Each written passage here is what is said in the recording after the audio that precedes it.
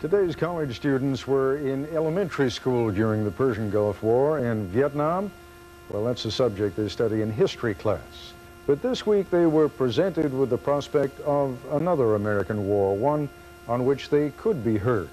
And while they certainly do not represent a majority, the first voices of protest are already being heard. Here is ABC's Judy Muller.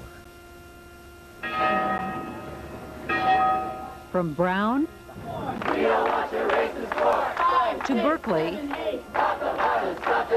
and more than 100 colleges in between, students demonstrated this week against violent retaliation, calling for justice, not revenge. We can conquer terrorism without breeding more terrorism, without becoming the terrorists ourselves. But whatever opinions students may express, and they do vary, they all agree on one thing. I think this is a sort of defining historical moment for people of our generation. We've had nothing like this. It's totally unprecedented for us. We read about this in books, but we were brought up to believe that we were safe and secure and this would never happen, especially in America. But war is now a very real possibility, and this is the generation that would be called upon to fight it, especially if the conflict becomes prolonged.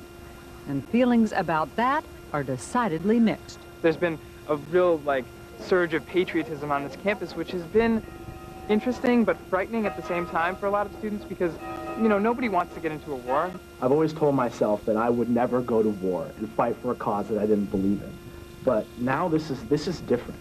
This is like nothing we've ever seen before. This is unbelievable. But there's the difference between patriotism and there's a difference between following blindly.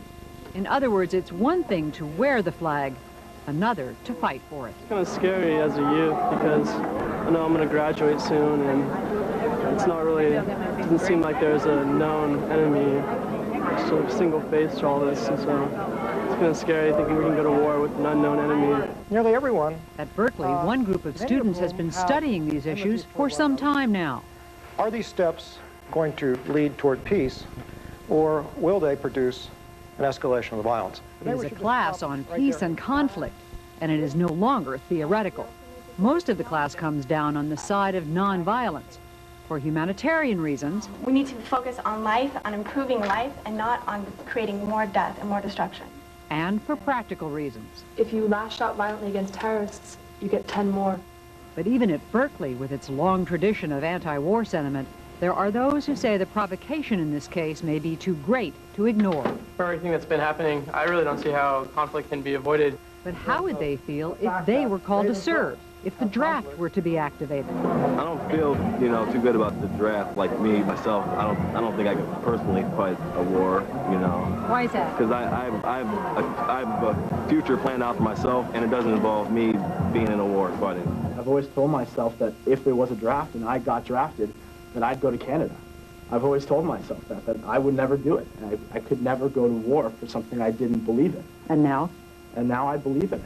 Some young women said they'd be willing to serve as well. Kids have been wearing red, white, and blue and putting American flags on their cars, and people would have laughed at that before, but I think once you are really faced with it and you see the severity of it, I think actually now I probably would. Many of these students have parents with vivid memories of the Vietnam War. Memories that might make them reluctant to see their own children go off to war. No parent wants to see their kid be drafted and go into a war to fight a faceless enemy. And yet, for some students, patriotism may trump parental fear. And the fact that it happened in the U.S., on U.S. soil, and this is the most major thing that's ever happened, yeah, this is hardcore. And I think whatever the president does, I think everybody has to support him. That statement would not find much support with the students demonstrating at these peace rallies. But one thing is certain. Whichever stand students take, they are not taking it lightly. And I think this is a true test of our generation, and a lot of people are going to see what we actually are capable of. I'm Judy Muller for Nightline in Los Angeles. When we come back, we'll try to clarify a persistent rumor.